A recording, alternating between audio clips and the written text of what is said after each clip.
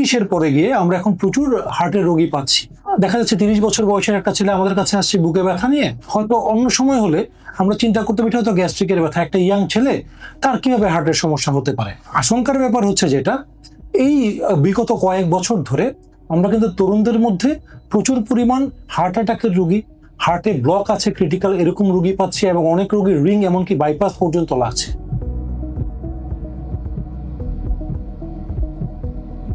এই যে তরুণদের মধ্যে হৃদরোগ বাড়ছে বা হৃদরোগ জনিত সমস্যাগুলো বাড়ছে, এটার কারণ কি? আমরা দেখি বর্তমান সময়ে আসলে খুব দ্রুতগতিতে সবাই ছুটছে, টাকার পিছনে ছুটছে, সাফল্যের পিছনে ছুটছে, এবং এই ছুটতে ছুটতে যেটা হচ্ছে আমাদের স্ট্রেস বাড়ছে, রাতে ঘুম হচ্ছে না, সকালবেলা উঠে আমরা আবার দৌড়াচ্ছি। তো এটা করতে করতে হচ্ছে কি যে আমাদের খাওয়া দাওয়া ঠিক মতো হচ্ছে না, জাঙ্ক ফুড আমরা বেশি খাচ্ছি।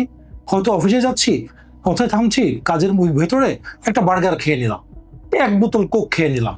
এই যে আমরা এই জিনিসগুলো আমরা কনজিউম করছি, কোক বলি, বার্গার বলি, জাঙ্ক ফুডস বলি, ল্যাক অফ স্লিপ, আমাদের ঘুম হচ্ছে না, রেস্ট হচ্ছে না, যার কারণে উচ্চ রক্তচাপের রোগী বাড়ছে, ওবেসিটি বা মোটাত্বের রোগী বাড়ছে, ওজন বাড়ছে, আমাদের উচ্চ রক্তচাপ হচ্ছে, আমাদের ওজন বাড়ছে।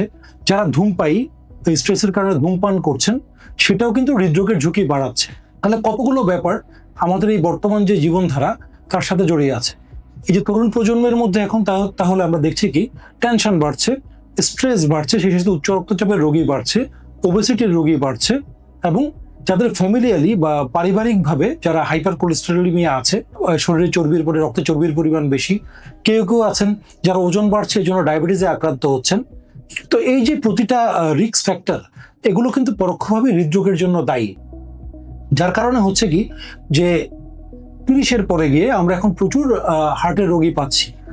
দেখা যাচ্ছে 30 বছর বয়সের একটা ছেলে আমাদের কাছে আসছে বুকে ব্যথা নিয়ে। হয়তো অন্য সময় হলে বা কিছুদিন আগে হলে আমরা চিন্তা করতে পারি হয়তো গ্যাস্ট্রিকের ব্যথা, একটা ইয়াং ছেলে, তার কিভাবে হার্টের সমস্যা হতে পারে। বাট আশঙ্কার ব্যাপার হচ্ছে যেটা, এই বিগত কয়েক বছর ধরে আমরা কিন্তু তরুণদের মধ্যে প্রচুর পরিমাণ হার্ট অ্যাটাকের রোগী, হার্টে ব্লক আছে ক্রিটিক্যাল এরকম রোগী পাচ্ছি, এবং অনেক রোগীর রিং এমনকি বাইপাস পর্যন্ত লাগছে।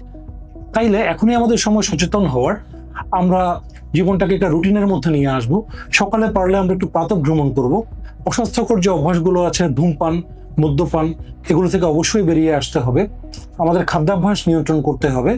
আমাদের অ্যাডেড সল্ট, যেটা লবণযুক্ত খাবার খাওয়া, এটা আমাদেরকে কমায় দিতে হবে, এবং আমাদের তেল চর্বি জাতীয় খাদ্য, এগুলো যতটুকু সম্ভব আমাদেরকে পরিহার করতে হবে, এবং কায়িক পরিশ্রম করতে হবে, দুশ্চিন্তা কমাতে হবে।